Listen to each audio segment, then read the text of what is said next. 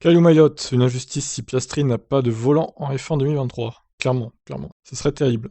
Quant à lui, Caillou Mayotte, il veut rebondir en IndyCar. Il fera une saison d'IndyCar en 2022. Et plus si affinité.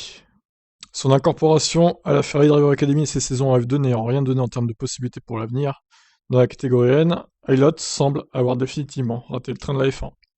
Pour autant, il n'est pas rancunier et comprend que ça puisse pas toujours fonctionner en revanche, il reconnaît qu'il sera normal que Oscar Piastri n'ait pas de volant en F1 l'année prochaine. Dans le passé, je crois que des choses similaires se sont produites, dans le sens où de jeunes gars n'ont pas réussi, et vous croyez toujours que cela ne va pas vous arriver, mais au final, c'est la vie.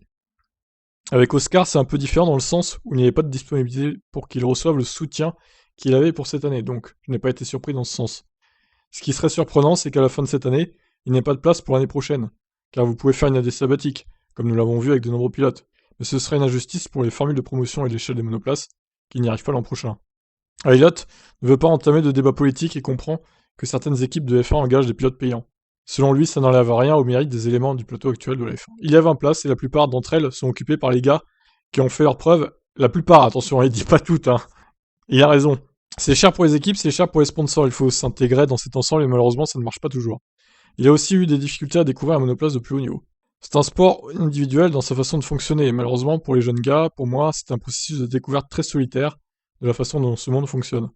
En 2022, Elliott rejoint les rangs de John Solinger pour une nouvelle opportunité en IndyCar. L'IndyCar est un nouveau départ pour moi, et une grande chance. Donc oui, c'est la façon dont je veux le voir. Et pour être juste avec moi-même, j'espère faire une très bonne carrière ici. Et ben c'est tout ce qu'on lui souhaite à Caillou Mayotte, qui n'ira jamais en Formule 1 du coup. Sa chance est passée à lui. Maintenant, si Oscar Piastri ne va pas en F1, franchement là, ça serait grave.